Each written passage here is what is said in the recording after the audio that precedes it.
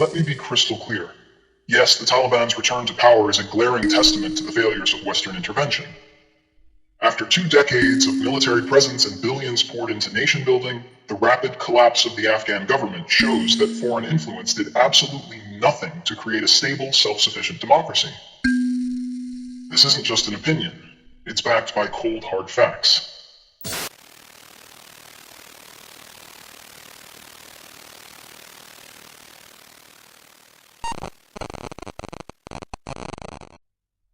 Now, this is seriously sad. I can't stress enough how the Taliban is the worst, like a poison for the entire world. Their takeover of Afghanistan has brutally exposed how weak international powers can be. It's a grim reality, but that's the state of the world, folks. Hello again. It's Medusix, your go-to online buddy for all things drama. I talk, you listen. That's the motto, and you can't escape it. So, you might as well shut up and hear me out. Just kidding. Seriously, I want to hear from you. Drop your thoughts and compliments, or complaints, in the comments.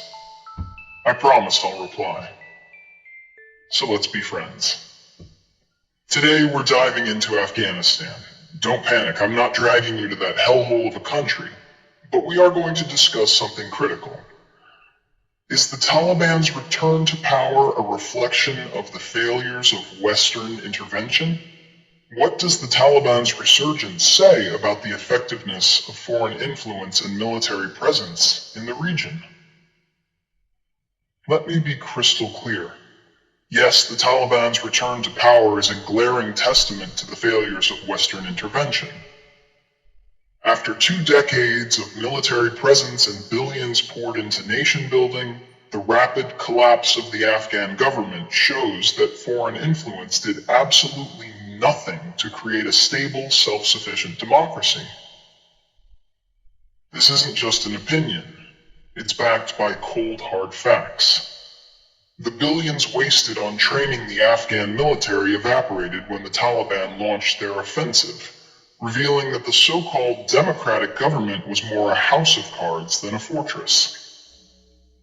Consider this. Despite years of military training and support, the Afghan National Army crumbled within days in August 2021. High-ranking officials fled, and soldiers dropped their weapons and surrendered without a fight.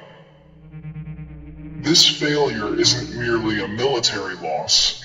It's a testament to the hollow nature of Western intervention, an expensive charade that left Afghanistan vulnerable. The failure of Western forces to establish a functioning, resilient government in Afghanistan is mirrored in past conflicts like Iraq. There, after the US invasion in 2003, a power vacuum led to chaos, sectarian violence, and the rise of extremist groups.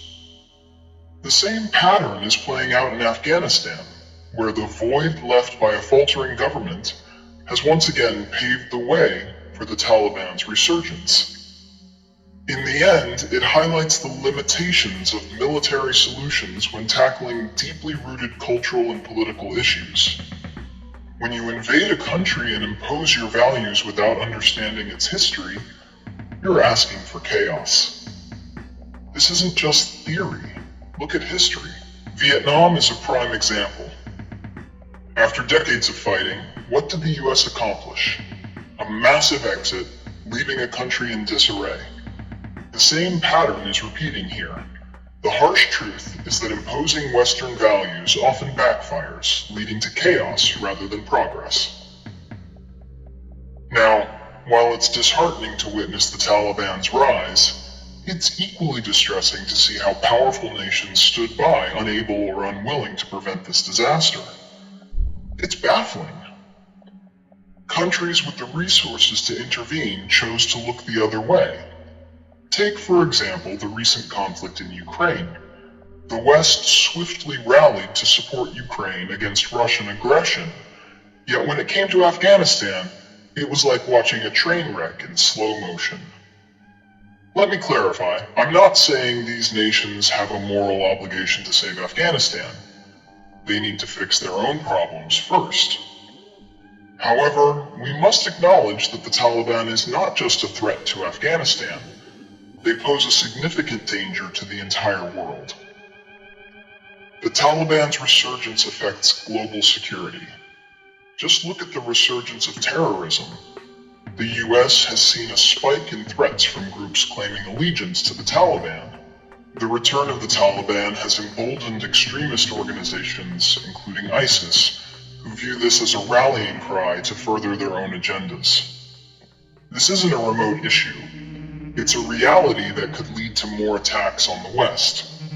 Remember the attack in Kabul in August 2021, where hundreds of Afghans were killed in a suicide bombing at the airport while trying to flee. That wasn't just a tragedy for Afghanistan. It was a wake-up call for the world. And let's not forget the impact on global alliances. The chaos in Afghanistan has repercussions beyond its borders. Regional powers like Pakistan and Iran have felt the effects, with their own security and stability hanging in the balance. The lack of a cohesive international response has led to a breeding ground for extremist ideologies, further complicating the geopolitical landscape. If global powers could unite and work together to combat the Taliban effectively, they could eradicate this threat once and for all. Countries need to put aside their differences and focus on a common enemy. But for now, we can only wait and see what the future holds, and that's just sad. Moreover, the consequences of the Taliban's rule are evident. Women are once again facing severe restrictions on their rights and freedoms. The educational opportunities that were fought for are now disappearing. Girls are being denied education, and women are being pushed back into the shadows. Is this the world we want to live in?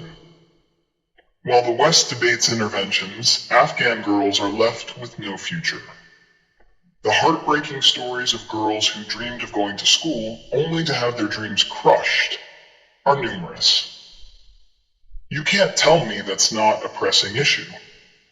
For instance, the story of 15-year-old Katira, who was determined to pursue an education, only to be forced into early marriage by the Taliban, underscores the tragic reality faced by countless girls today. And don't even get me started on the humanitarian crisis. Millions of Afghans are facing starvation and poverty while the world watches.